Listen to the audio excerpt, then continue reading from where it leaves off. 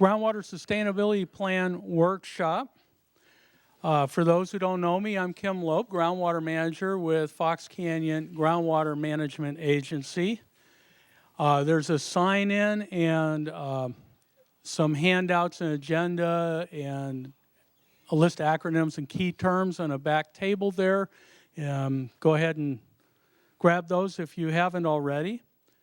So this is the fourth in a series of workshops that Fox Canyon has held during the development of the groundwater sustainability plans. And tonight's workshop is on the groundwater sustainability plan for Las Posas Valley Basin. We had a workshop last night on the Oxnard and Pleasant Valley basins. And this workshop builds on the past workshops and the 70-plus public meetings we've had during the development of the GSP. And it is being video recorded, as all the workshops have, and it will be available on our website for viewing. So Fox Canyon, of course, has a over 30-year history of managing groundwater in the basin. And for those who don't know, Fox Canyon is its own state agency. It was created by the state legislature in 1982. And although it's been, Fox Canyon's contracted with the county for staffing since its inception, like I say, it's its own state agency. It has its own board of directors. And we have a couple directors I see here tonight with Chair Gene West and Director Robert Aranio. I don't see any other directors or alternate directors in the audience tonight. And throughout the GSP process, Fox Canyon has been advised by a 7-member technical advisory group, and I see a couple TAG members here tonight, and we thank them for their hard work on that. So the state passed the Sustainable Groundwater Management Act in late 2014, and it changes the way we have to manage groundwater in the basin. It requires that we prepare the groundwater sustainability plan to provide the path to achieving sustainable groundwater management over the next 20 years. The other thing it does is we have to manage the entire basin defined by Department of Water Resources, and so the Las Posas Valley Basin is larger than the jurisdictional boundary of the original Fox Canyon boundary, so we will be working to coordinate management throughout the basin with our sister groundwater sustainability agencies. The groundwater sustainability plan does cover the entire basin. It's important to recognize that the GSP is a milestone on the journey to sustainability. We have a long process to go, and you'll hear this as a theme. It's not the destination. We have to continually review and update it when necessary, and at least every 5 years. That's required by the SGMA Act. So the GSPs, including Las Posas Valley, have been available on our website since July 16th, and on the 24th of July, our board opened a 60-day public comment period, which runs through September 23rd.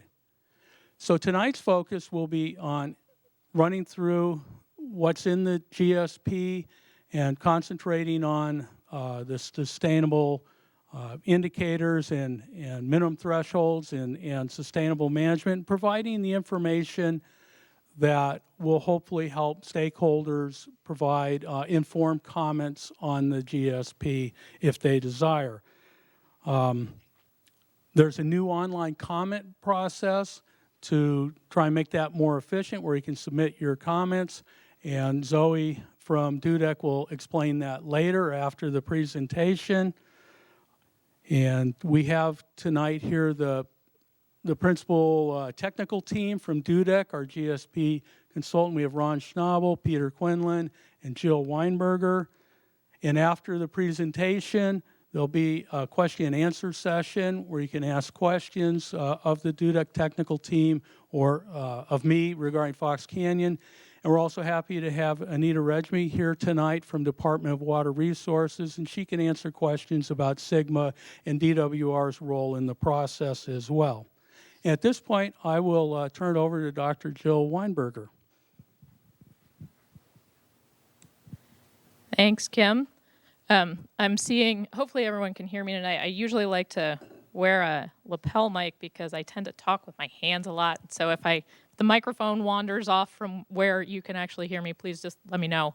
And on that same note, if you have questions during the presentation, please feel free to ask them. I'm happy to answer any clarifying questions that you might have. Oh, I'm seeing this already. So if the microphone wanders too far away from my mouth, please just raise your hand and let me know.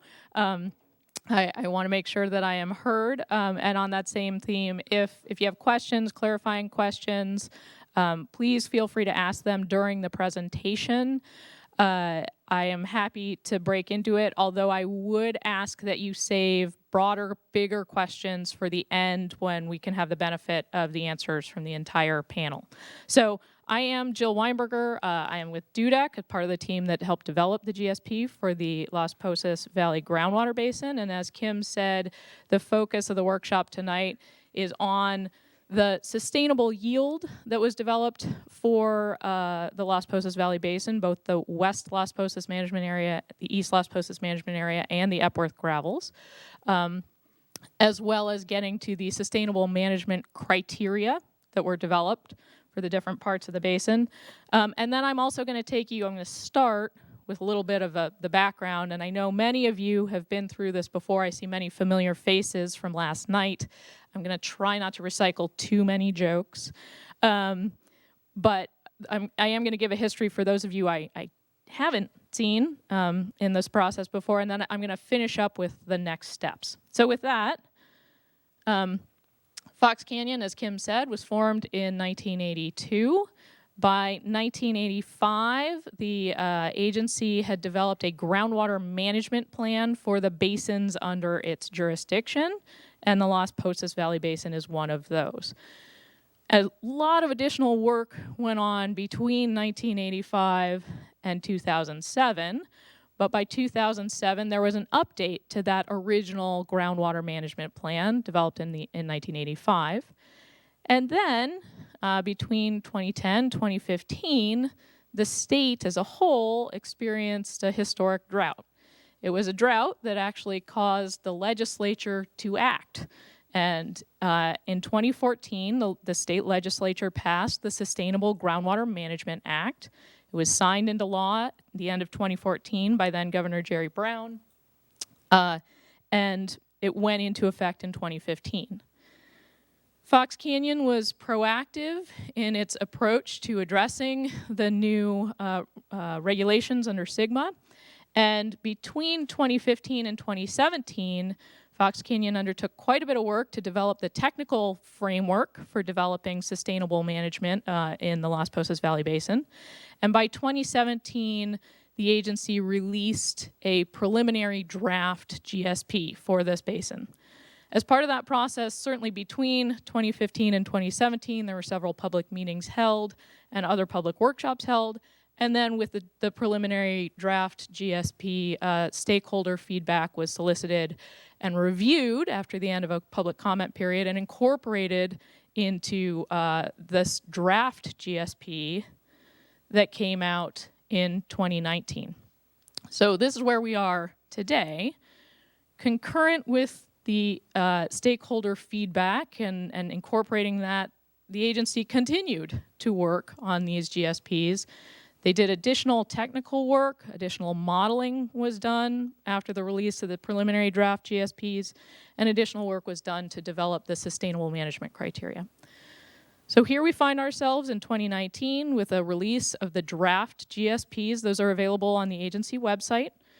We're here to provide an overview of those draft GSPs and to solicit feedback on them. We will be incorporating that feedback into the GSPs, and we're anticipating releasing the final GSP to the board for review and adoption at the end of 2019, at which point it will be submitted to DWR. Now, here's this theme that Kim mentioned in his opening remarks, and I didn't mention on my opening slide, but I'm going to hammer it home here, and that is the timeline doesn't end there, right? There's still space on this slide to the right. And that space is because there is 20 years left to go in this process to get to sustainability. And so the big take-home message that Kim already said, and I'm going to say again, because it's really important, is that this release of the draft GSP, the adoption of the final GSP, is not the end of this process. It's just a milepost along the way.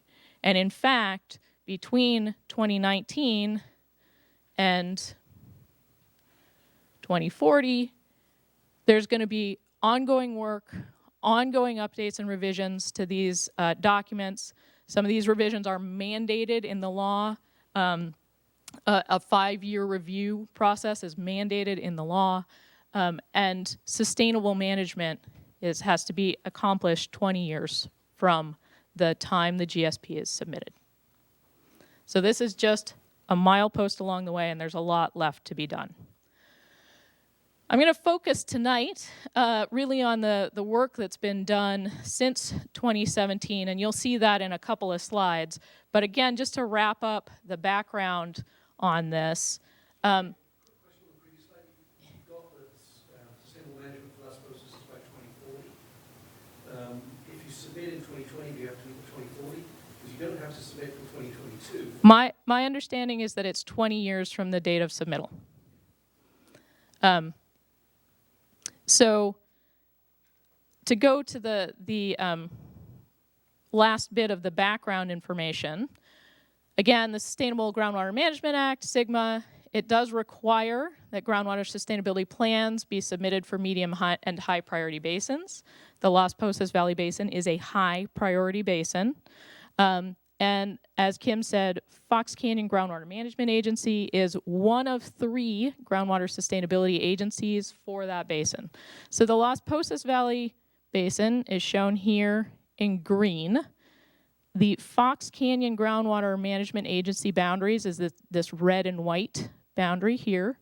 And the parts of the basin that are outside of Fox Canyon's jurisdiction have been taken over by the Las Posas Valley Basin Outlying Areas GSA and the Camarosa Water District GSA for the Las Posas Valley, which is this little slice in here. The agencies have worked together to develop the plan that covers the entire DWR groundwater basin. So the groundwater sustainability plan that is out for public review covers the entire green area on this slide. I'm going to get into why these boundaries differ a little bit in 2 slides. So I wanted to put a placeholder there because we're going to come back to this. But since the focus is on the GSP, we should probably talk about what's in this groundwater sustainability plan and then what's not. So to start with what's in the GSP, it's an executive summary. You can think of this presentation tonight as a little slice of that executive summary. These are really large documents. There's been quite a bit of work put into developing the technical background and developing the sustainable management criteria in these documents. So I would encourage you to get an overview from the executive summary, but to go ahead and actually read in detail the document so that you have a fuller understanding of how these criteria were developed.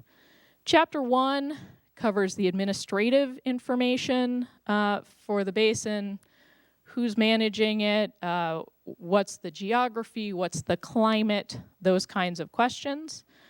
Chapter 2 gets into more of the technical background of the basin setting, the hydrogeologic conceptual model, the groundwater conditions in the basin, and the groundwater budget, both the well, all three, the current, the historical, and the projected. We're going to talk quite a bit more about the projected water budgets a little later, because that's looking into the future, which is, as Ron has said multiple times, really SGMA is a very forward-looking process. Chapter 3 covers the sustainable management criteria, including the sustainability goal for the basin, the undesirable results, the minimum thresholds, and measurable objectives. Chapter 4 covers the monitoring networks that are necessary to ensure that we understand what's happening in the basins and that the basin reaches sustainability. Chapter 5 describes the projects and management actions, and Chapter 5 is the last official chapter of the GSP, but it's followed by a series of extensive technical appendices. What's not in the GSP? There is no allocation plan in the GSP, and there is no discussion of specific reductions in extraction rates. So the sustainable yield is discussed, and the sustainable yield for each of the parts of the basin is lower than the historical average production. However, the specific method and the specific triggers and timing and magnitude for extraction reductions are not in the GSP. Those will be considered by the Fox Canyon Board after the GSP is adopted. Okay, I mentioned a couple slides ago that I was going to describe a little bit about why it is that the boundaries differ, and the short answer is that the geology of this basin is quite complex. The Fox Canyon Groundwater Management Agency boundary, again shown here in the red. It's a little hard to see with the faulting, which is also shown in red down here. The Fox Canyon Groundwater Management Agency boundary is based on a vertical projection of the extent of the Fox Canyon aquifer. So there are parts of the basin to the east that do not have the Fox Canyon aquifer, but are still defined by DWR as being part of the groundwater basin. So that's the difference between the red and this area to the east. But there's also quite a bit of faulting, which has led us to distinguish different parts of this basin, and those parts have been broken into management areas as part of the groundwater sustainability plan. So there's the West Las Posas management area. That is the area to the west of the Somis Fault. So the Somis Fault is this red line here on the map. There's also the East Las Posas management area to the east of the Somis Fault. And then there's the Epworth Gravels management area, which is, in fact, within the East Las Posas management area. It's just shallower. And I'm going to get to that by looking at a cross-section into the earth. So for those of you who haven't heard this explanation before, taking a cross-section is a little like cutting into a layer cake. So if you're looking at the map, you see "Happy Birthday, Jill" written on it. But when you cut into it, you see the different layers of that cake. And so what I've done is I've made a slice through the earth along this line, and that slice is shown here. And this layer cake has been dropped. It is not a nice, flat layer cake. It has been folded and faulted by the tectonic processes in the area. And so here's the Somis Fault. And this Somis Fault is here in red on the map. And what happens across the Somis Fault is that it acts as a barrier to groundwater flow. It limits flow across it. So groundwater elevations on the east side of this fault are much, much higher than they are on the west side of that fault. In contrast, it's not actually called out because the cross-section doesn't go directly through the Epworth Gravels, but the Epworth Gravels would sit kind of up here on this. And the Epworth Gravels are called out as a separate management area because they are hydrologically separated from the underlying Fox Canyon aquifer by a thickness of low permeability sediment. In contrast to the Somis Fault, when we look at the Right Road Fault, which is this red line here, there's actually no indication from groundwater elevations that the Right Road Fault acts as a barrier to flow. So the Somis Fault does, the Right Road Fault doesn't. And so what that means is that as water is traveling across the Right Road Fault, it's free to do what it wants. It can move into the Oxnard Basin, or it can move into the West Las Posas Management Area. That means that pumping on either side of that fault influences the water level on the other side of that fault. So, what are the units that I'm calling out here? In the West Las Posas Management Area, there's a shallow alluvial system, which is this sort of really darker orange color. It's not very thick. There's the Upper San Pedro Formation, which is the orange, the Fox Canyon Aquifer in blue, and the Grimes Canyon Aquifer in this purple color. In the East Las Posas Management Area, we don't even see the shallow alluvial aquifer because the cross-section doesn't go across it. This is really limited in extent to the area of Arroyo Las Posas in East Las Posas.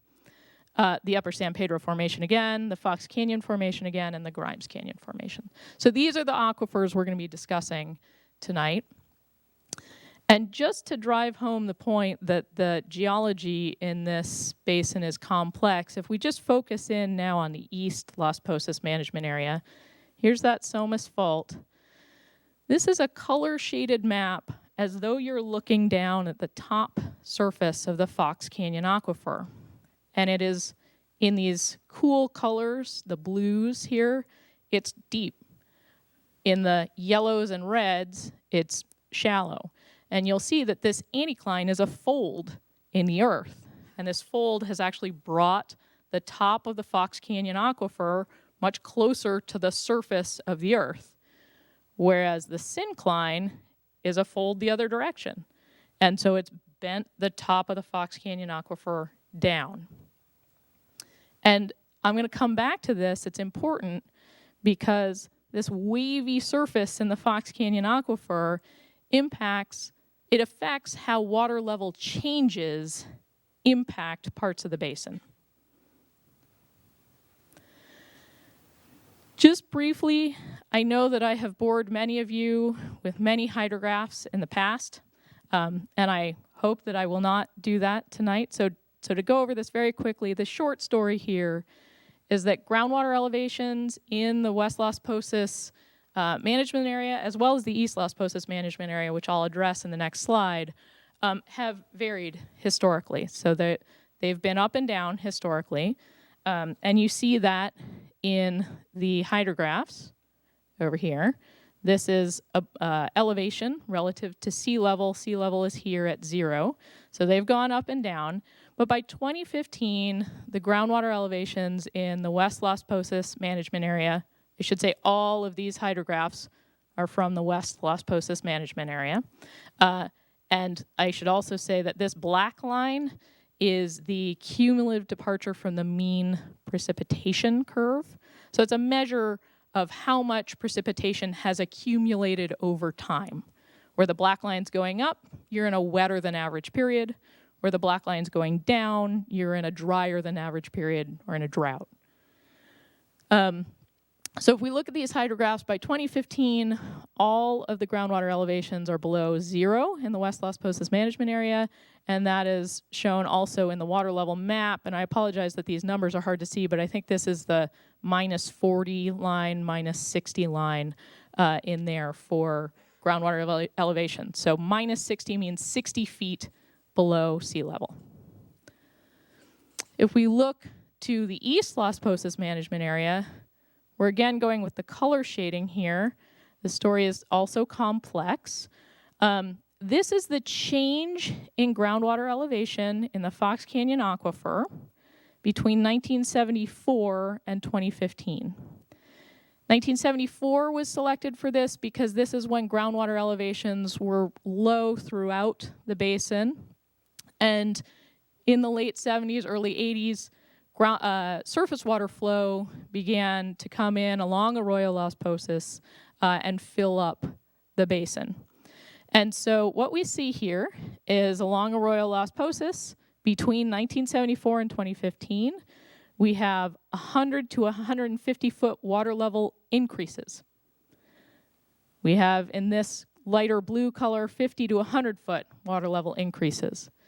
But in these areas, this green, including this green, so this is a 0 to 50 foot increase.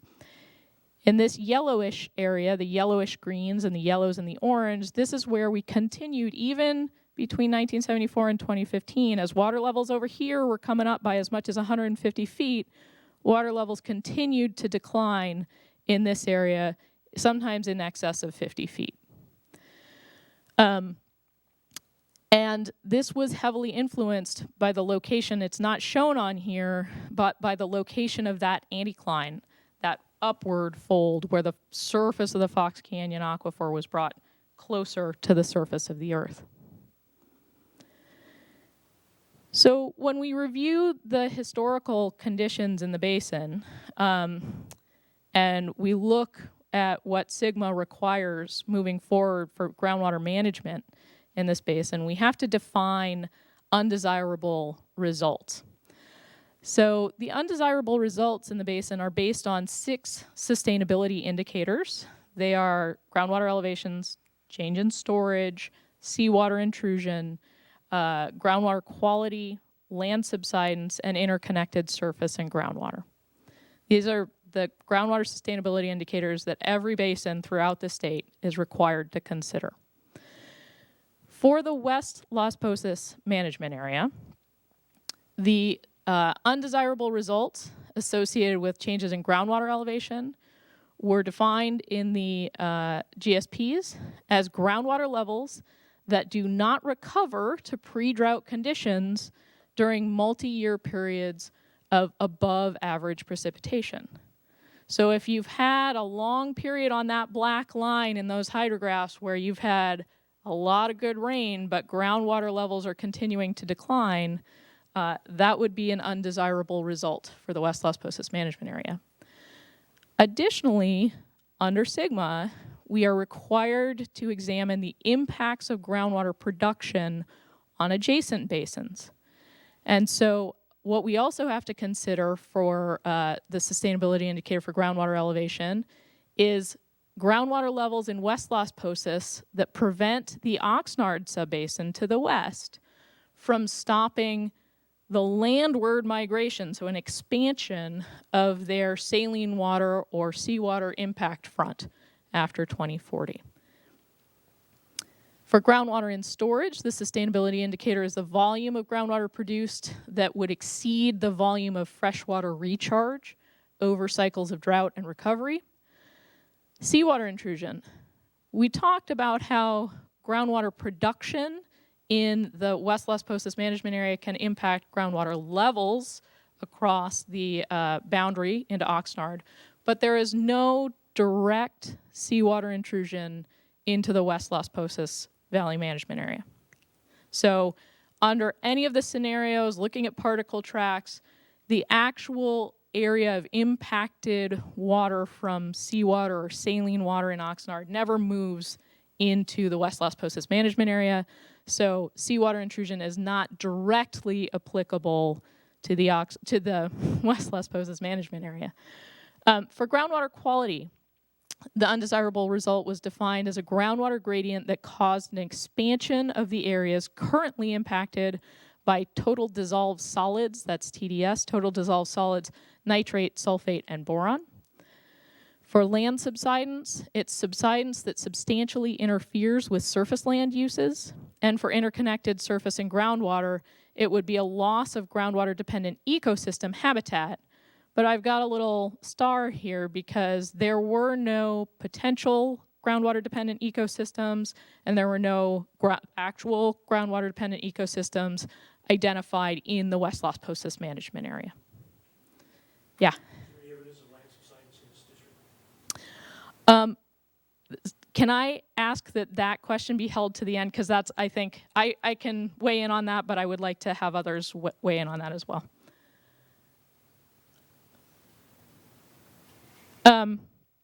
For the East Las Posas management area and the Epworth Gravels management area. The undesirable results look a little different. They're very similar, but a little different from what we had for West Las Posas. So we still have this undesirable result of groundwater levels not recovering during multi-year periods of above average precipitation. But in addition, because again of this folding of the Fox Canyon aquifer, an additional undesirable result would be groundwater levels that indicate a localized loss of groundwater in storage in excess of 20% of the estimated 2015 groundwater storage. And that was discussed at a Fox Canyon board meeting. Groundwater storage is directly tied to groundwater elevation, so these are very similar. Groundwater storage for East Las Posas is and the Epworth Gravels is the localized loss of storage in excess of 20% of the estimated 2015 groundwater storage. Seawater intrusion is not applicable to the East Las Posas management area. Groundwater quality is, again, this groundwater gradient that would cause an expansion of the areas impacted by total dissolved solids, nitrate, sulfate, and boron. Land subsidence is subsidence that substantially interferes with surface land uses. This would be the undesirable result. And for interconnected surface water and groundwater, it would again be this loss of groundwater-dependent ecosystem habitat. Now, in contrast to West Las Posas, there were potential groundwater-dependent ecosystems. There was a potential groundwater-dependent ecosystem identified in the East Las Posas management area, not in the Epworth Gravels management area. And it's along Arroyo Simi Las Posas. But the vegetation along Arroyo Simi Las Posas is really supported by infiltrating surface water rather than high groundwater. So what we need to, and it's not supported by groundwater discharge to a surface stream. So it's a losing stream. Water in that stream is percolating down through the bottom of the stream bed and recharging the aquifer, contributing to that 100+ foot groundwater elevation over the last 30 years. So right now, it's labeled as a potential GDE in the GSP in order to investigate what the actual depth to groundwater is in some places, but really it's still a potential GDE because that vegetation is likely supported by infiltrating surface water. I talked on the previous slide about that 20% threshold, and I wanted to go into it in a little bit more detail on this slide and kind of drive home how localized some of these impacts can be. So right now, this is a map of just the East Las Posas management area and the Fox Canyon aquifer in the East Las Posas management area. In the orange, these areas are currently unconfined in the Fox Canyon aquifer. So in an unconfined aquifer, the water level is below the top of the aquifer. In a confined aquifer, which is in green here, the water level is above the top of the aquifer. And the yellow areas are the areas that are most likely to convert from confined to unconfined as groundwater elevations decline. And so right here is the Moore Park anticline, and you'll see where that Fox Canyon aquifer was folded up, water levels are now below the top surface of the Fox Canyon aquifer. That's that orange area. And there are parts of that area that would convert to being orange as groundwater elevations continue to decline. So in order to address the undesirable results, you really need a tool that can look at all of the different parts of it. So looking at this 20% threshold, looking at change in storage, looking at groundwater elevation, and the tool for that is a numerical groundwater model. There are 2 numerical groundwater models that were developed to cover the different parts of this basin. So there was a united model, a United Water Conservation District model that was developed for the West Las Posas management area, and a Callegas Municipal Water District model developed for the East Las Posas management area. The model was used to investigate production rates that would mitigate undesirable results. And there were several required model scenarios that were run, and there were some additional model scenarios that were also run. So required was a future baseline scenario. I'm going to talk in a little bit more detail about what was in that scenario, but basically it's looking at 2015 to 2017 average production rates and extending it 50 years into the future and examining what happens to water levels when we do that with specific climate periods and climate adjustments.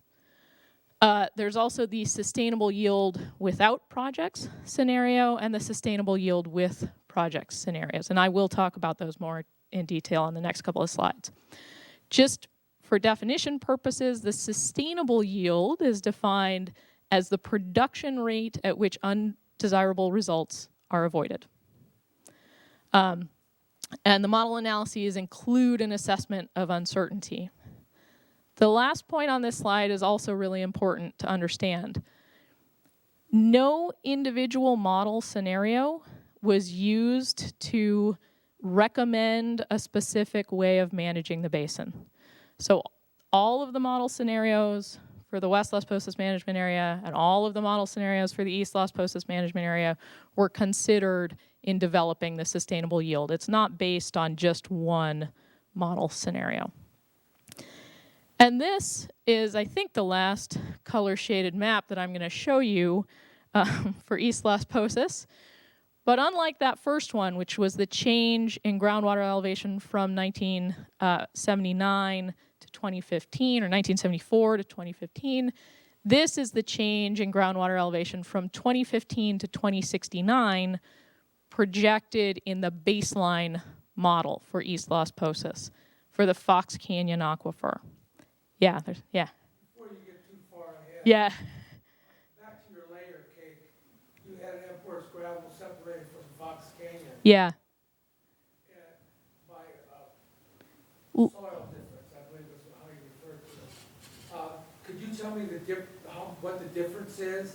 Is it like 500 feet between the Epworth's and the Fox Canyon, or is it 50 feet? I don't remember the exact number off the top of my head, but it's several hundred feet. And secondly, you were laid out the models, that were undesirable models, as you put them. Undesirable results is a term under Sigma. Yeah. You laid out several of them, and one of them was subsidence. Is there anywhere in Ventura County in particular where subsidence has been noticed? Yes, there has. And I think we've got a subsidence question on hold for the broader public question period. So if you could keep your subsidence question on hold for that, we will get to that. But yes, subsidence has been documented in the Oxnard Basin and parts of the West Las Posas Valley Basin. So. So much to remember. There's a tremendous amount of information in these GSPs. So we do have a lot of information to get through, but we also have the GSPs to refer to. Have you found any? I'm gonna actually ask you to hold the subsidence question so that I can continue with this, because there's still. Yes, I won't forget. But you need to come and ask the question again at the question and answer period.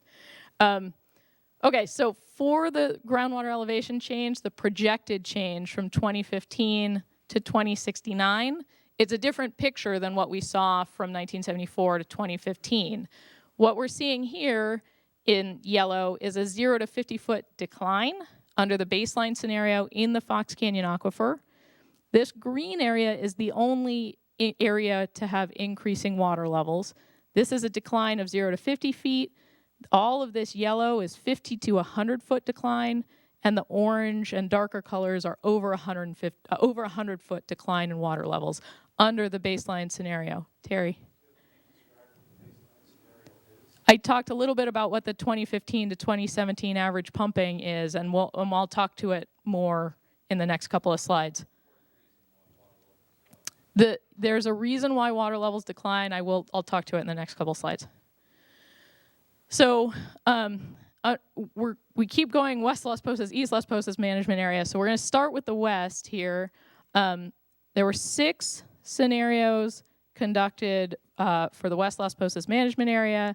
The future baseline, there was 14,000 acre-feet a year of groundwater extraction on average. In the projects, it was 12,000. Future baseline with projects, it was 12,000 extraction on average. In a reduced production scenario, it was 10,000 on average. Separate reduction scenarios have 11, 11, and then back to 14.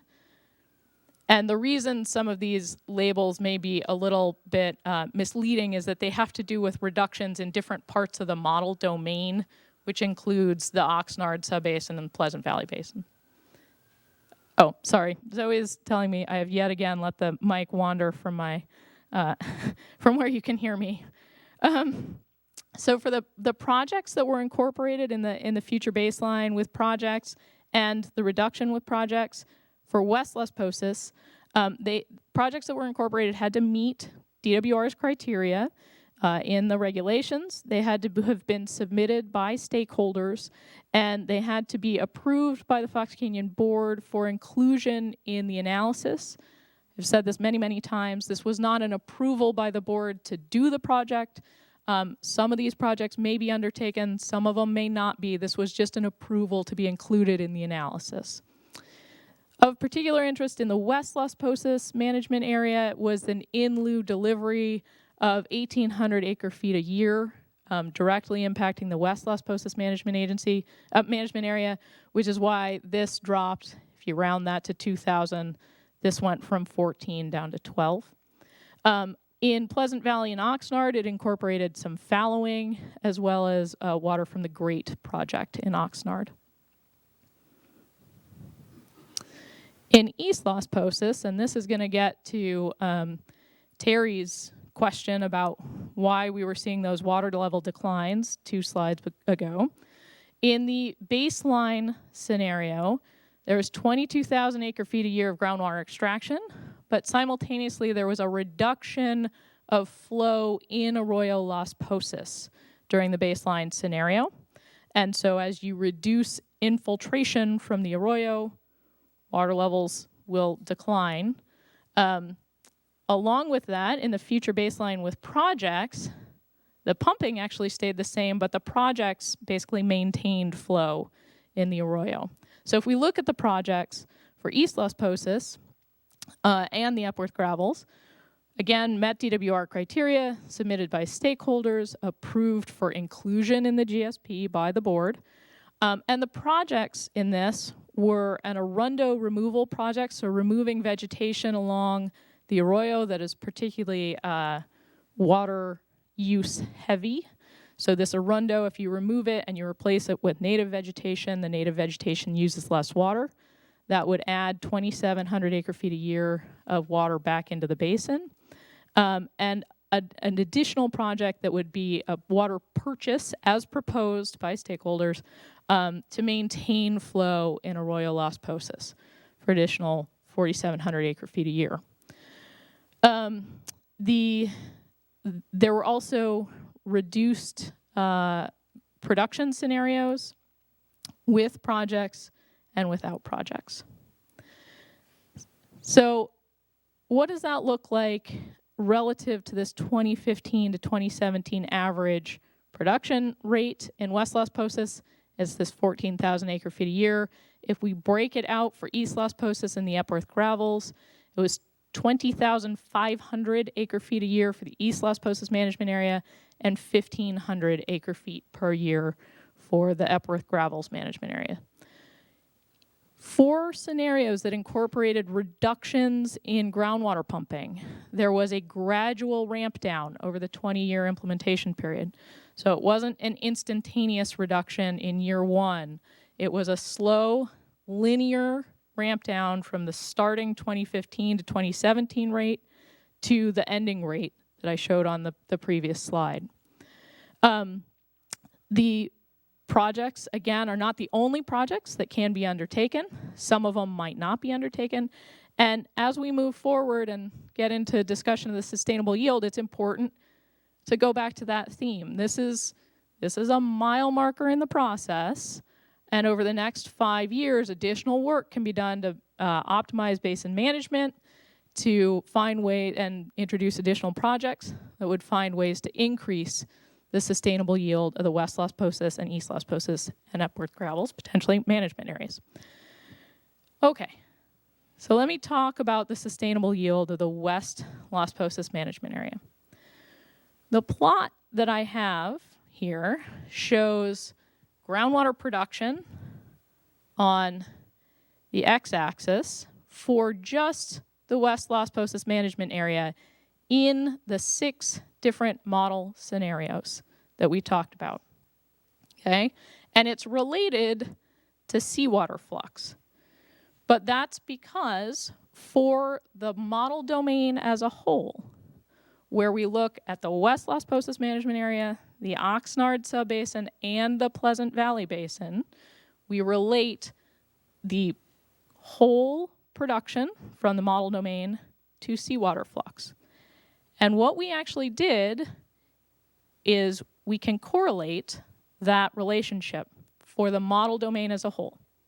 And we can come up with a sustainable production rate for the entire model domain that results in no net seawater intrusion in the Oxnard subbasin. We can then look at the relationship between seawater intrusion in Oxnard and seawater flux in Oxnard and determine a sustainable yield for the Oxnard subbasin. We subtract that sustainable yield from the model domain sustainable yield as a whole model domain, and we apportion the remaining production between the West Las Posas management area and the Pleasant Valley Basin according to the ratio of the 2015 to 2017 production rates in West Las Posas and Pleasant Valley. So it's not, for those of you who were here last night, it's not as simple as a linear correlation through these points. And in fact, if you did that, just that straight linear correlation in West Las Posas, you would come out with a lower sustainable yield than we have here. So this is based on the production that's allowed by the model domain as a whole. And what we see is the estimated sustainable yield for the West Las Posas management area is 12,500 acre feet per year.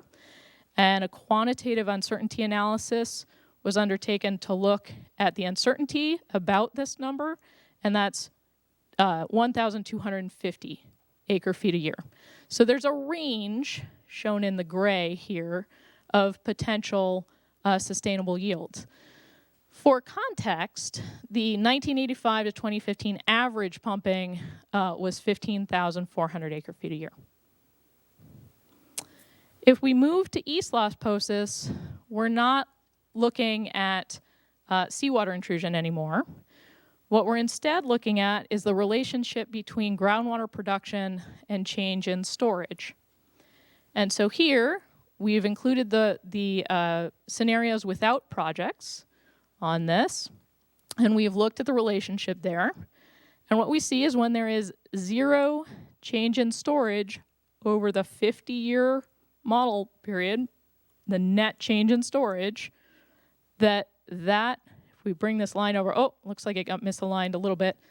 Since this is an Excel, it's a PowerPoint slide, this black dashed line should be right there at the 0 point. So if we look over from the 0 net change in storage and we come down, that gets us to about 17,000, an estimate of 17,800 acre feet per year for the sustainable yield. There is uncertainty associated with that, and that was quantified in an uncertainty analysis. The uncertainty is 2,300 acre feet per year, and that's shown again, approximated in that gray area.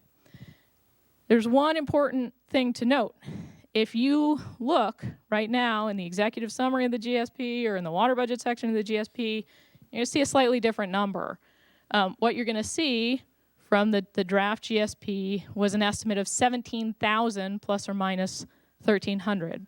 The reason for this discrepancy is that the quantitative analysis of uncertainty wasn't completed until after the draft GSP was put out for production. So this 17,800 acre feet per year and the plus or minus 2,300 acre feet per year, that's the number that will be in the final GSP. Again, if we compare that to the average groundwater production between 1985 and 2015, that was 19,800 acre feet per year, which included the time period of ASR withdrawals, and that's within the uncertainty bounds on that sustainable yield. We're not actually going to be managing the basins just by reporting pumping or just reporting to the sustainable yield. What we are going to be doing is reporting to DWR water levels that would indicate whether the basin is being managed sustainably. And the way of looking at that is to select minimum thresholds. And the minimum thresholds, I had to come up with this analogy last night. If you have a basin with just one well in it, if your water level drops below the minimum threshold in that basin, then your basin would be having undesirable results. We clearly don't have a basin with just one well. We have multiple wells in this basin. And so the undesirable result in this case, the minimum threshold in this case would be an indication of a potential localized undesirable result, but it wouldn't necessarily define a basin-wide undesirable result. So we're going to look at these minimum thresholds just by their straight water levels first, and then relative to the 2015 spring water level. The well name is shown in the bold, and the water level relative to mean sea level is shown below it. So this water level, the minimum threshold, is 170 feet below mean sea level. Still a low water level, 75 feet below mean sea level for the minimum threshold. To the east side of the fault, we're in the 80s to 100s, and in some localized areas, much higher than that. That's an Epworth Gravels well right there. The minimum thresholds are static water levels. They're not pumping water levels. They were selected for key wells in the basin, so not every well has a minimum threshold. And depending on where you are, it's based on either the lowest water level from which the basin can recover without long-term declines in water levels during above average periods, or it's the water level that prevents a greater than 20% loss of storage in localized areas. And of course, this applies to the Epworth Gravels, shouldn't say ELP, it applies to the Epworth Gravels and the East Las Posas management areas, not to the West Las Posas management area. For the most part, as you're going to see in the next slide, these water levels are above or at near the historical lows. Actually, I take it back. I don't show that on the next slide. The next slide is relative to spring. These water levels are above or at historical lows, so they're protective of other sustainability indicators. So on this slide, what I show is the difference between the minimum threshold water level and the spring 2015 groundwater level. And that difference is shown by the size of the circle and the color of the circle. Positive numbers here are where the spring water level is above the minimum threshold. So throughout the East Las Posas management area and the Epworth Gravels, the spring 2015 water level is above the minimum threshold. There is a well here in West Las Posas where the spring water level in 2015 is pretty much the same as the minimum threshold. These are rounded. There's one well where the spring water level is 5 feet below the minimum threshold. So for the most part, the water levels are above the minimum thresholds currently in the spring of 2015. Measurable objectives. Measurable objectives are target water elevations that are above the minimum thresholds, and they would indicate a way of managing the basin so that you ensure that you still have groundwater to use during periods of drought or below average precipitation. So they are higher than the minimum thresholds. They're still static. They're still only selected for the key wells. They're similar to kind of an average water level in a basin over periods of drought and recovery. So these are the groundwater elevations, just the straight elevations of the measurable objectives. And you'll see these are the circles indicating the difference between the spring water level and the measurable objective. Again, a positive number here means that the measurable objective is higher. Sorry, positive number here means the spring water level is higher than the measurable objective. Okay, so still in many parts of the basin, the spring water level in 2015 was higher than the measurable objective, but not throughout all of it. So there are more wells that are below the measurable objective here than were below the minimum threshold. When it comes to basin management and establishing these triggers for what might need to happen and when production changes might be undertaken, you're going to be looking at hydrographs. And so this is an example from West Las Posas, projecting 50 years into the future with the different model scenarios. This is from East Las Posas. We have a different model and a different set of model scenarios for East and West. In this slide, this would be the measurable objective. Here we have water levels that have been above the measurable objective historically. This is the minimum threshold, and maybe in 2015 they were kind of right there, but expected to recover. And this is one of the wells in East Las Posas, measurable objective in blue, minimum threshold in red, where water levels recovered along from that inflow water along the arroyo, and they've been declining. But the modeling indicates that groundwater levels can level off and come into balance, which is required under sigma for inflows and outflows to balance at the measurable objective. But the minimum threshold is set close to this historical low water level. Lastly, last plot I'm going to show tonight, for the interim milestones. So for those wells that have water levels that need to recover by 2040 to avoid potential localized undesirable results, there is a set of interim milestones for DWR to be evaluating progress towards sustainability over the next 20 years. And these interim milestones depend on the climate. So during average climate conditions, because this measurable objective represents that more or less average climate and the average water level over periods of drought and recovery. So over average climate conditions, you could expect an increase along the way towards the measurable objective. But if there are dry conditions, then you're going to increase along the way towards the minimum threshold. Now, you can have any number of slopes in here, and every 5 years, you're going to be evaluating that progress in the context of the climate that happened over the previous 5 years. So it's linked to climate, and it's reevaluated every 5 years.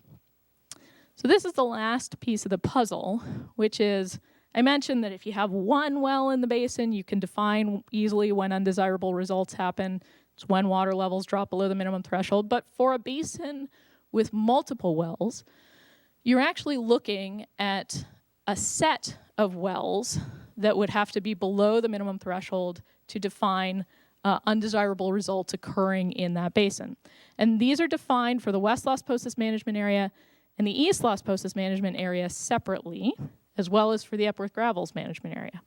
So the criteria for determining whether or not basin-wide, or in this case management area-wide, undesirable results are occurring in West Las Posas, it's if 3 of 5 key wells are below the minimum threshold, or if any of the key wells is below the minimum threshold for 3 consecutive or 3 of 5 consecutive monitoring events. And this second one is to prevent a single well from constantly being below the minimum threshold. So you could see for West Las Posas, in this example, if you do your measuring and 2 of the wells have water levels below the minimum threshold, but 3 in blue do not, the West Las Posas management area would not be defined as having management area-wide undesirable results. For East Las Posas, it's 5 of 15 key wells, or if any of the key wells is below the minimum threshold for 3 consecutive or 3 of 5 consecutive monitoring events.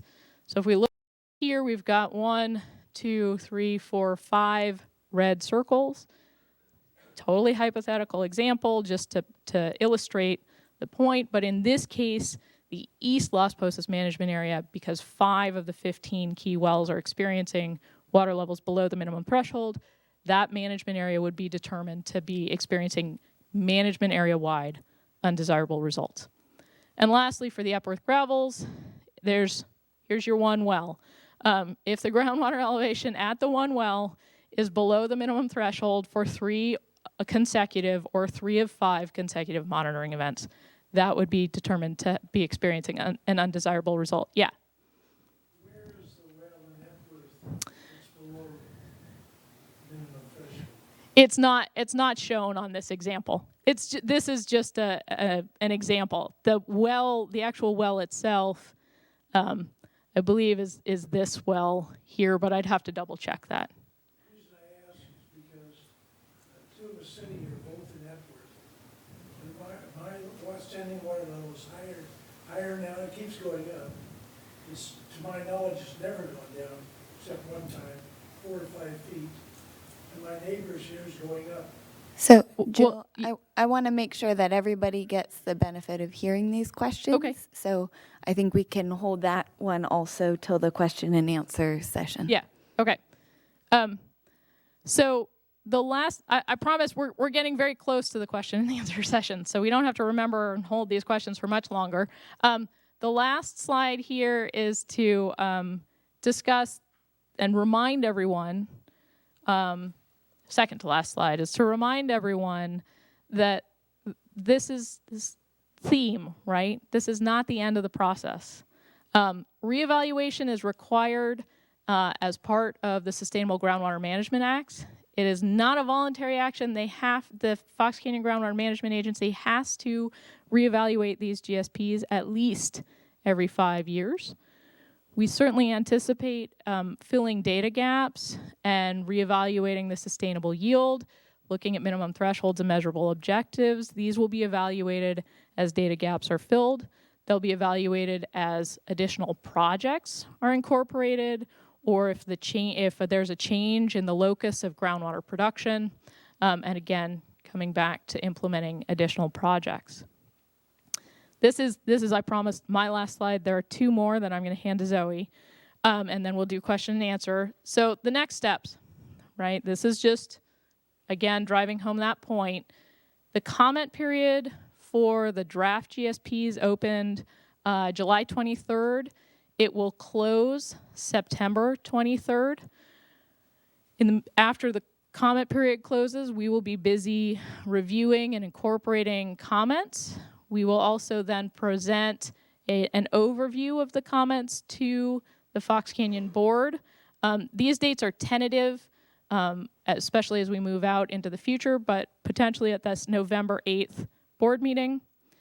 We are anticipating releasing the final GSP by November 25th of this year for review and adoption by the board December 13th, and then it will be submitted to DWR at the end of the year.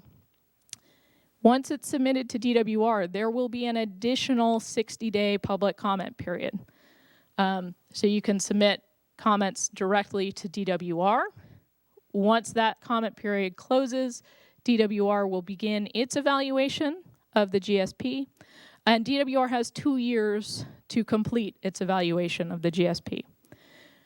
That doesn't mean everything grinds to a halt in those 2 years. During those 2 years, the agency will be reviewing material, submitting annual reports to DWR, continuing with planning and optimization actions, evaluating the implementation options, optimization studies, developing additional projects. Stakeholders can develop additional projects, and conducting feasibility studies. This process will continue. We'll get the evaluation from DWR. The GSPs will be may need to be revised accordingly at that time. We have to wait to see what the comments from DWR are. There will be ongoing work throughout the time period coming up to 2025 when the first 5-year evaluation would be due. So that's the end of what I have for the formal presentation tonight. I'm going to turn it over to Zoe to discuss the comment process and the comment forms, and then we'll be opening it up for public comment. Thank you, Jill. So as Kim mentioned earlier, we do have an improved public comment process for this draft groundwater sustainability plan. We want to make sure that we really understand your comment so that we can address them. So we now have a new online comment form. So when you go to the Fox Canyon Groundwater Management Agency website to download the groundwater sustainability plan, right under the folder with the plan in it, you'll see a link that'll take you to this online comment form. The form does require you to include your first and last name and your email address. The reason why it needs your email address is it will send you an automated email with your comments, so you have a record of what you submitted and you can make sure that that was what you wanted to say and verify that on your own.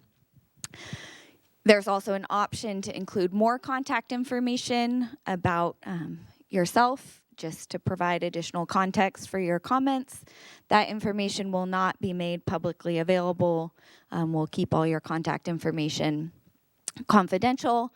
However, your name and your comment will be part of the public record.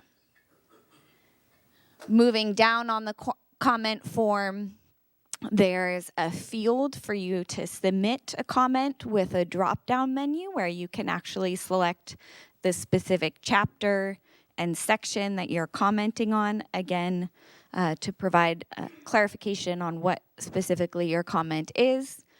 If you would like to submit a letter as a PDF, you can also do that through attaching a document and uploading it to the comment form.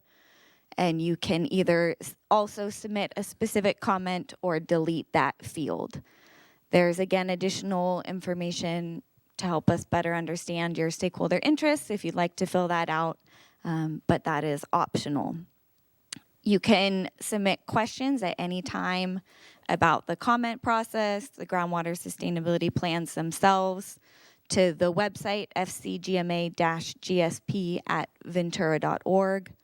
That email address is also on the Fox Canyon Groundwater Management Agency website and at the bottom of the comment form.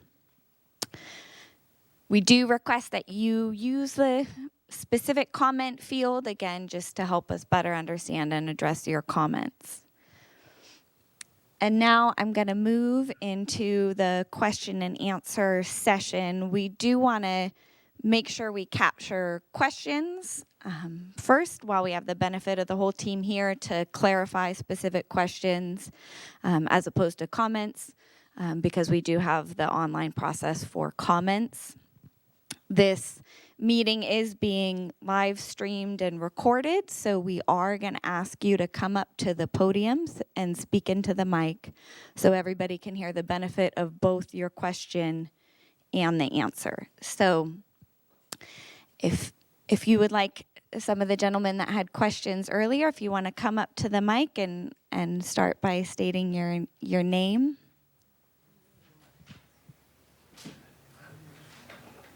Hello, my name is Esper Peterson.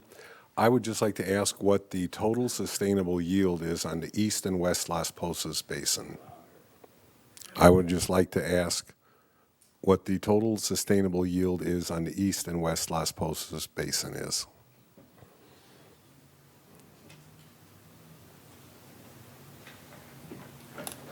If we can pull the slide up.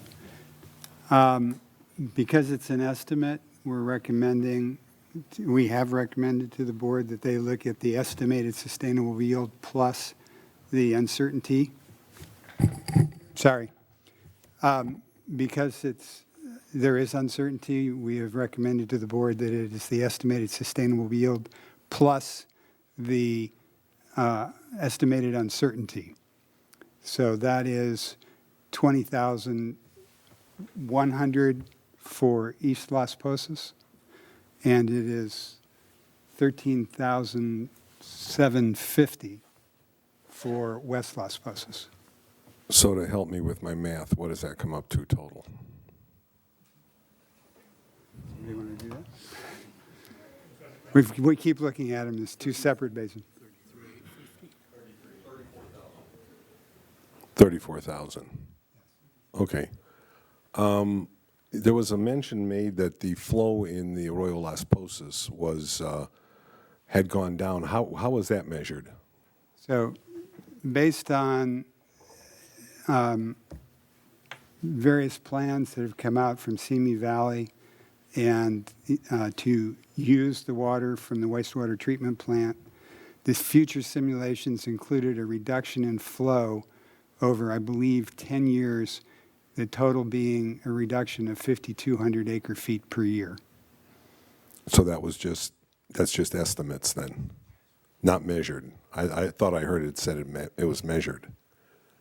That is the amount of flow that was reduced in the simulation. So the historical model had a certain amount of flow coming into the basin as surface water.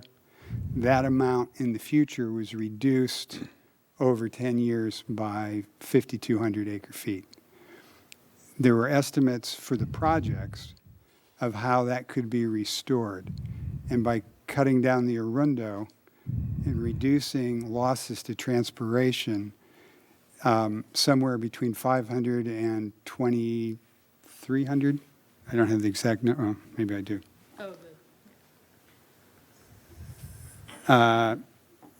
And between 500 and 2,700 acre feet of that lost flow would be restored.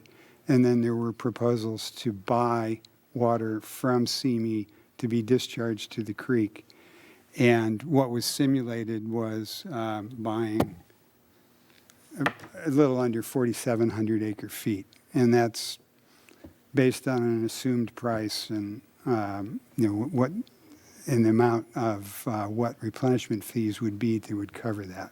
And that was worked out by the operations committee and with stakeholder input.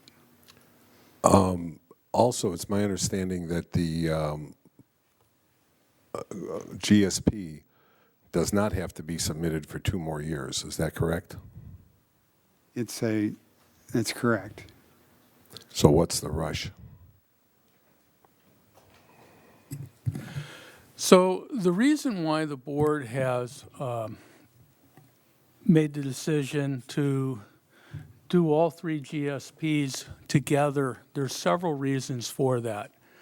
One is there are some very significant data gaps in the Las Posas Basin, and where there's actually just not the ability to physically measure key water and hydrogeologic data, and there's had to be assumptions made, and we need to get some physical monitoring infrastructure into key places, and to continue analyzing the existing data is not going to get us significantly more or better information until we get the actual infrastructure in there to do that.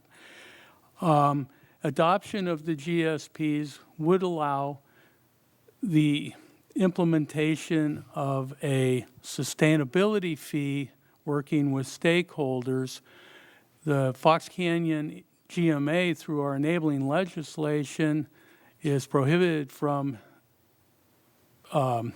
participating in water supply projects, and it's clear that we need to work on the water supply projects in order to reduce the amount of impact of having to do reductions. Once we adopt the GSP, we can then work on the water supply side.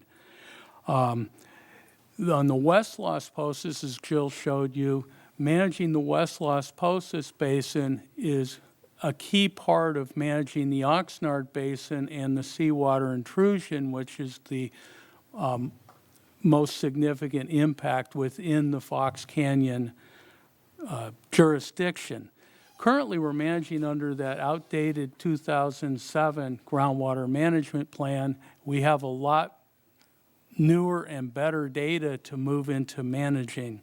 And adoption of the plan does not mean that there needs to be any immediate implementation of management actions such as reduction. And as Jill talked about, if there's need be or changes and new information, then the plan can be updated at any time that the board decides that it needs to be updated. That was a very good answer, except for the fact, what's the rush?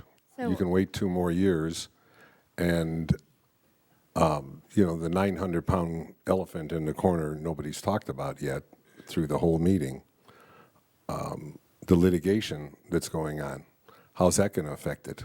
I really don't see any reason to do it 2 years before it has to be done, except for. Yeah, so I want to make sure that everybody who's in this room has a chance to ask questions. Yeah, that's so okay. I I just want to ask one last question. What about the litigation? How's that going to affect it? Well, the litigation is on a separate track. Regardless of the litigation, there's still the SGMA requirements, the legislative requirements that have to be met. And so at such time as there's a court ruling that would be something different than what's in the GSP, then that is the time that the board would move to update the GSP. Okay, thank you. Hello, my name is Bert Perello. I asked a question about subsidence in this basin, but the gentleman asked a question about subsidence in the other basins. Last night, you did not address subsidence, and I'm curious, is there subsidence in any of the 3 basins? If so, what's the capacity of storage that's been lost? And a suggestion, if you dim the lights in the room, the video will show much better. So thank you for the suggestion. The question about subsidence, let me start with the historical part of that. So historically, yes, subsidence has been documented in the Oxnard subbasin, but referencing last night, and there was a brief discussion of it tonight, the minimum thresholds are generally above the historical low water levels. So what that means is that that would prevent additional groundwater withdrawal related subsidence from occurring, because subsidence occurs as groundwater elevations decline and there's less support for the soil structure. In the West Las Posas management area, there has been some documented subsidence. The question is whether it's been significant and unreasonable, and there's also a question of separating subsidence specifically from groundwater withdrawals related to groundwater withdrawals from subsidence related to tectonic activity. And so defined in the GSP as an undesirable result would be the subsidence that substantially interferes with surface land uses. And we anticipate that, again, for the Las Posas Valley Basin, that the minimum thresholds were set at elevations that would protect against additional subsidence and that substantial interference with surface land uses.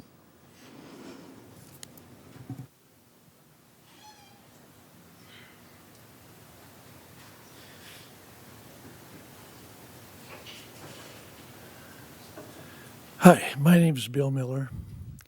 I have 2 questions. One has to do with Epworth. You said that there was a well in Epworth which was below the minimum thresholds, I believe. Could you identify that well? Yeah, let me clarify that. There is not a well right now in the Epworth Gravels that is below the minimum thresholds in the Epworth Gravels. That was just an example. So if you had a well in the Epworth that were below the minimum threshold, then you would be experiencing an undesirable result. But that is not a current condition. That was, I thought you said that was a current condition. if I did, I apologize, I misspoke. Okay. My well at Epworth has been the same since I've owned the well. Hasn't gone down at all. In fact, it's gone up. Okay, if that's the case in Epworth, there's only 10 or 12 people there. Would we have to reduce our water extraction if it's going up? What would be the point? I mean, I realize we got to go along with everybody else, but if our Epworth doesn't affect others, if it doesn't affect others, I'm not saying it doesn't. Okay, I don't say does or doesn't, but if it doesn't affect others, why would we have to reduce our water, which we're on minimums already? That's my. Maybe you can't answer that question here, but that's my question. Now, the Epworth gravel has a separate safe yield number, and it's independent of the other two. You wouldn't. The way it's managed as a separate management area wouldn't be connected to the East Las Posas. It's a separate one. And to that same, to build on that same thought, you're not being measured for sustainability by your production rate. You're being measured by the water levels. So if the water level continues to rise, there would be no trigger for you to reduce production. Well, that's my point. That's what I'm. Again, if water levels in the Key Well are shown to be rising, then that is being managed sustainably, and there is no trigger to reduce production. It's only if water levels decline and then decline below that minimum threshold. Okay, well, I certainly understand that. We all want sustainable water levels. I mean, nobody here doesn't want it, okay? Okay, my second question is, I heard you say that in the East Las Posas area, that there were some wells that are 100 feet below the minimum threshold or 100 feet down. I don't remember exactly what the question was, what you said. I think what you're referring to is that there are some wells in the East Las Posas management area where the groundwater elevation is approximately 150 feet above the minimum threshold right now. Yes, that's what it was. Okay, I have a well in East Las Posas, and I'm on the northeastern boundary, let's say.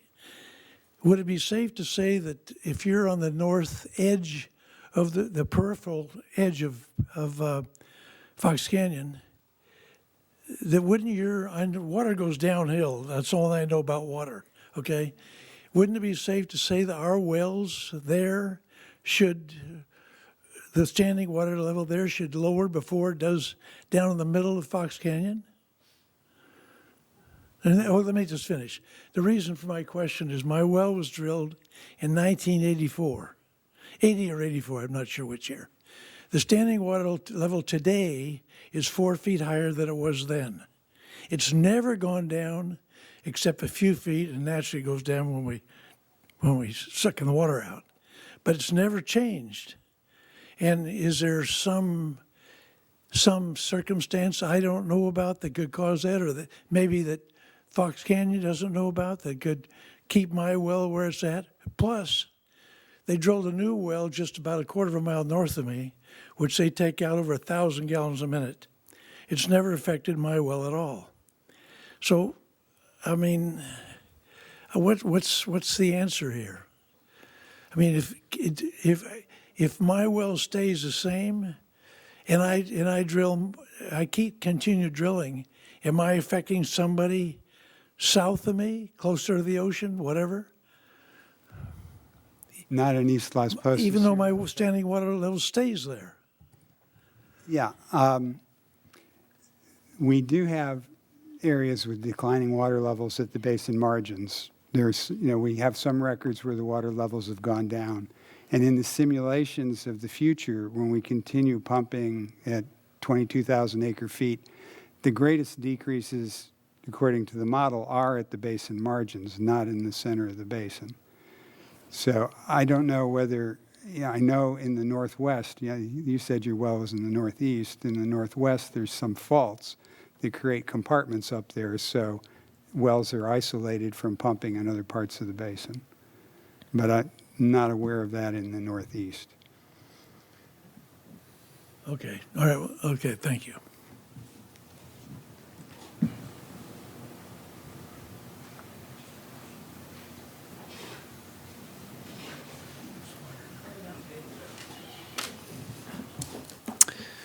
Good evening. My name's Anthony Brown.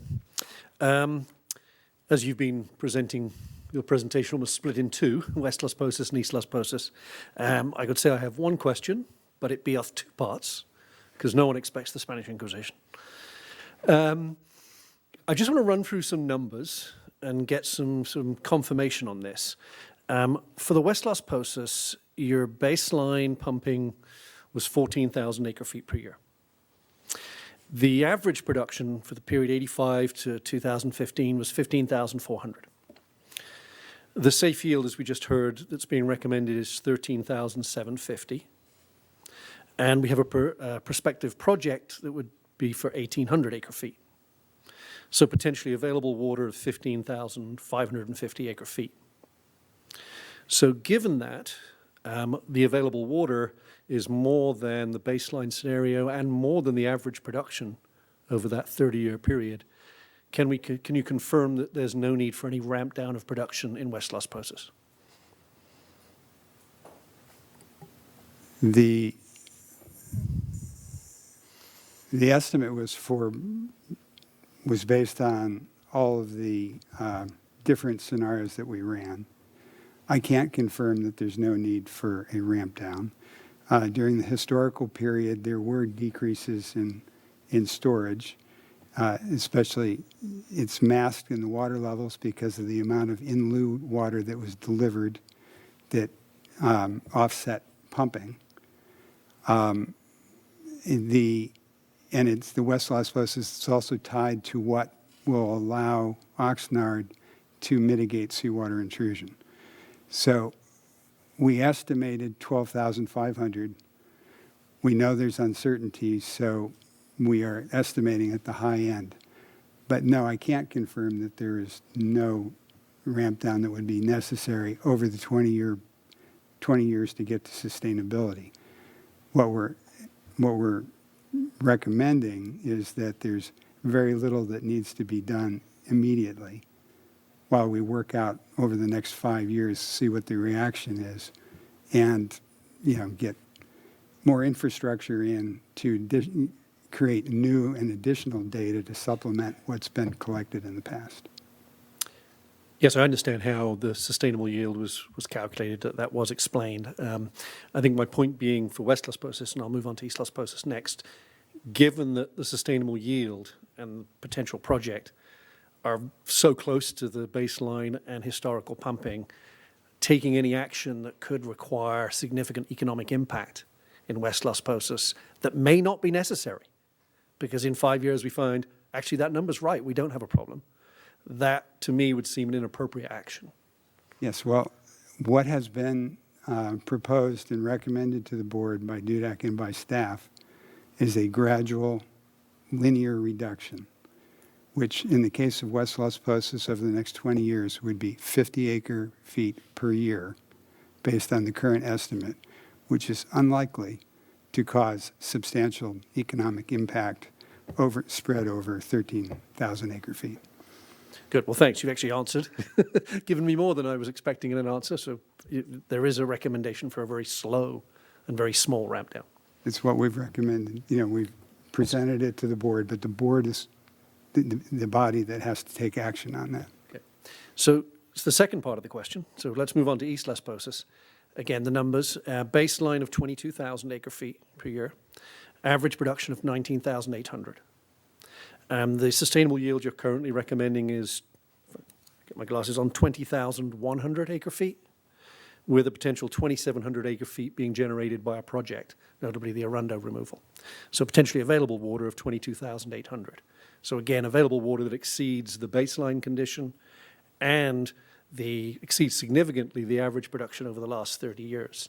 So the question again is the same. Is there really any need for any ramp down at all in East Las Posas? Well, again, there's larger uncertainty bracket, and that's looking at the high end of the uncertainty. So if you look at the actual estimate at 17,800, that's less than the long-term average. And in the simulation, pumping at 22,000 did produce greater than 20% loss in storage over large areas of the basin and was not sustainable. So that was the most recent, that was 2015 to 2017 average pumping rate. So there would be a reduction from that.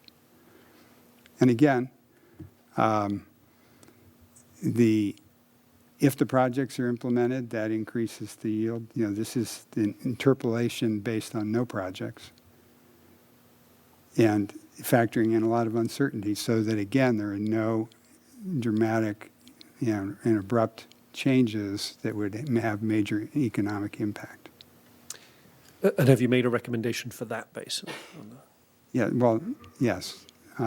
We have presented that recommendation to the board in the past in board meetings so that it would be a linear, and just as we simulated it. The simulation was a linear ramp down over the 20 years to whatever the target was. So again, I just want to make sure that everybody in the room has an opportunity to ask questions, and then once everybody's had a chance, those that have already had a chance to speak can come back if they have additional questions. And it's important to remember that the board's not made any decision on what kind of reductions may be necessary, and they will consider that following their adoption of the GSP and understanding of the sustainable yields. And I guess I'll just make one concluding statement then. Given the uncertainties, I would like to think that the board might consider a sort of slower ramp down over the next 5 years while we work out some of those uncertainties, rather than do a linear ramp down and find that we're ramping down more than we have to. So thanks.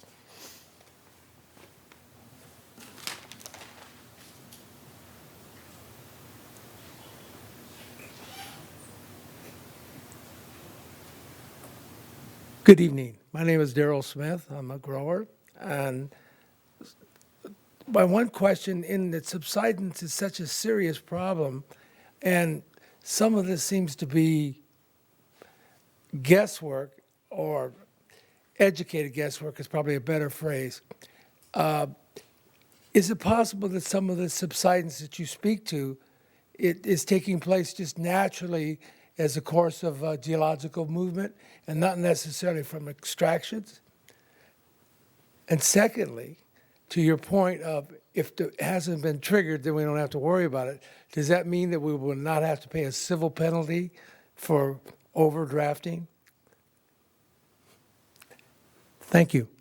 Well, I'll speak to the first point, and I'll pass the second question to Kim.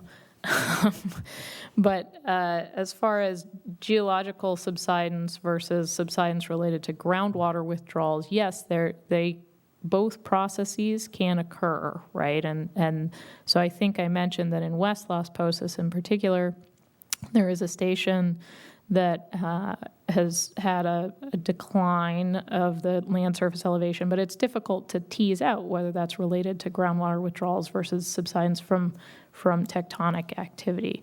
As far as the Epworth Gravels is concerned, there has been no documented subsidence in the Epworth Gravels management area related to groundwater withdrawal. As far as civil penalties, that's a little above my pay grade. Well, I just have to say that there will continue to be extraction allocations in the basin, and so that's not going to go away.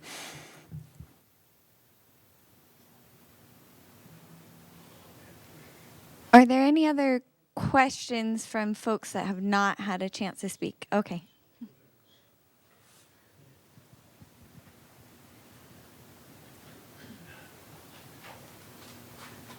Good evening, Brian Bondi, tag member.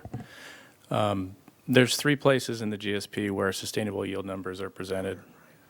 There's 3 places in the sustainable yield where the sustainable yield is presented, executive summary, section 2, section 3. The numbers in executive summary and section 3 match, but the numbers for the East Las Posas management area in section 2 are quite a bit different than the other two places where they appear. Not asking you to clarify that tonight, but if you could issue something, perhaps put it on the website clarifying what the correct numbers are, that would be appreciated. East Las Posas, West Las Posas, or The numbers are consistent for West Las Posas in all three places where they appear. They're also consistent within 20 acre feet for Epworth, but they're not consistent for East Las Posas management area. So if that could just be clarified and posted to the web or something, that would be appreciated.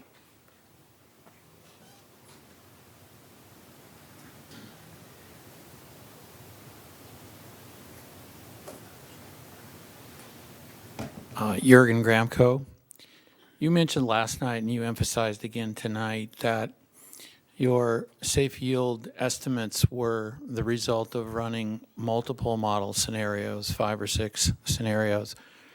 So 2 questions really.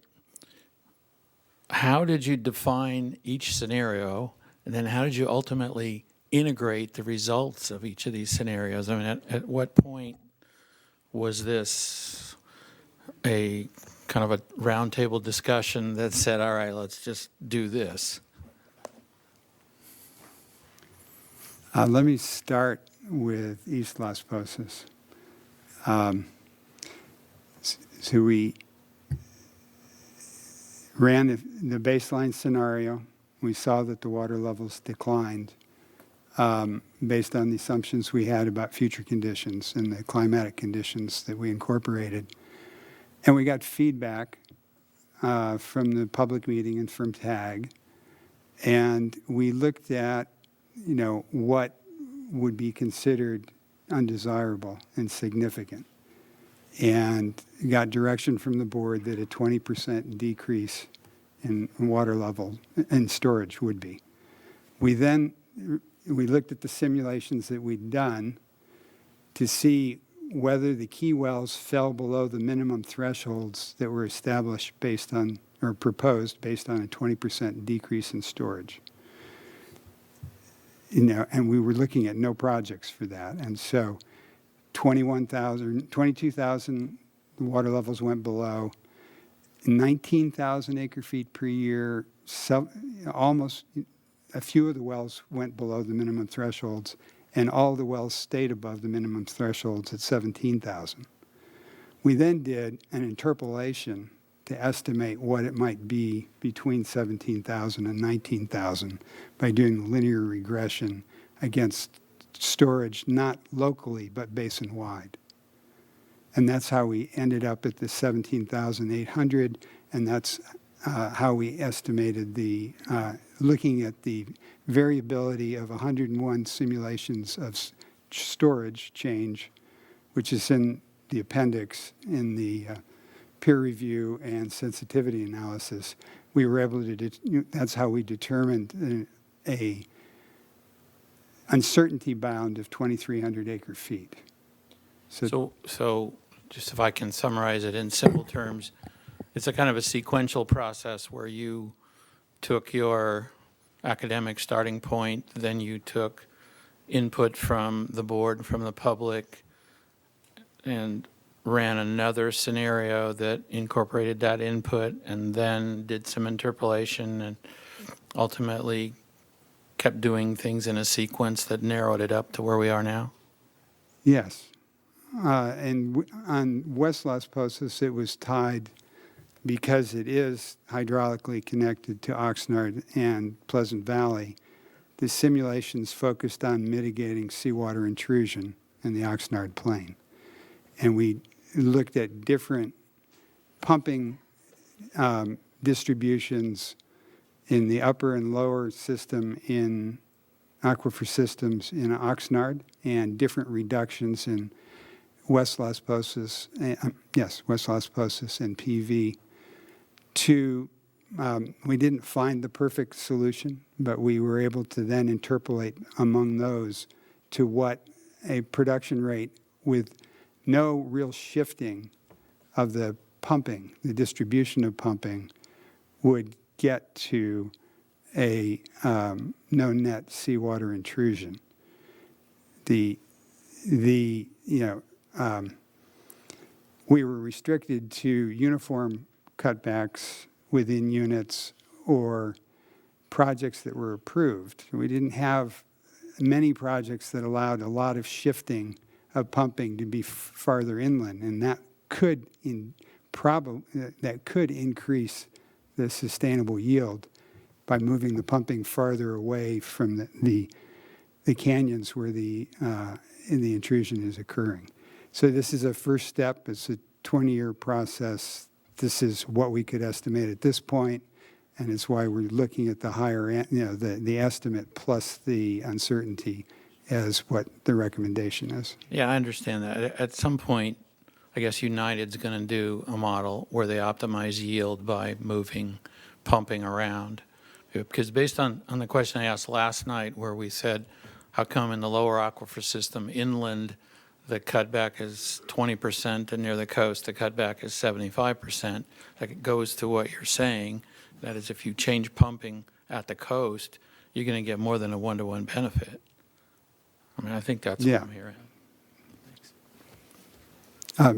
And we didn't, to do that, we have to have stakeholders coming forward. We have to have a project that has a funding source, that has, will meet environmental, at a feasibility study and, at a screening level, it would pass CEQA. And then DWR allows it to be included in the projections.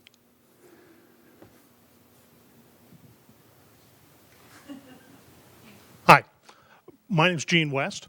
For those of you who don't know, I'm the chairman of the Fox Canyon Groundwater Management Agency Board of Directors. I don't want to interrupt the questioning too much, but there are a few comments I wanted to make before we run out of time. First, I want to thank all of you for being here. This is if you haven't already, I'd encourage all of you to take a deep dive into the GSP and make comments to help us improve it. We've been working on this for years. It's been a long process. The draft came out in 2017, and I think if you study the 2019 version, you'll see that it's a much improved product, and that's primarily because of the comments that we received and the work that's been done. A lot of that work was done, frankly, by the TAG members that are here. I've thanked them before. I'll thank them again. I can't thank them enough for all of the hours that they put into helping to improve this process, as well as the team from DUDEC and the staff that worked on it.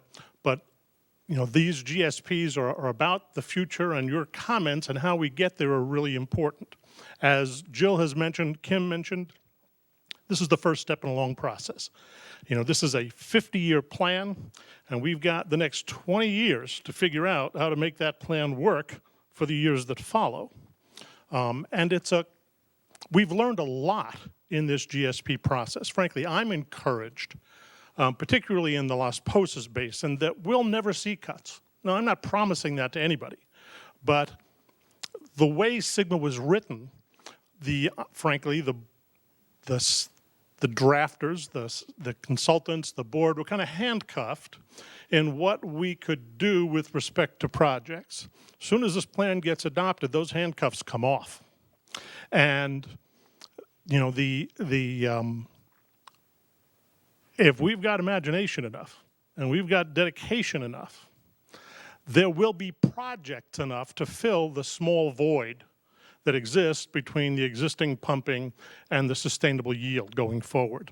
And I know we can do that. We just need to develop the right group of projects and then get them accomplished.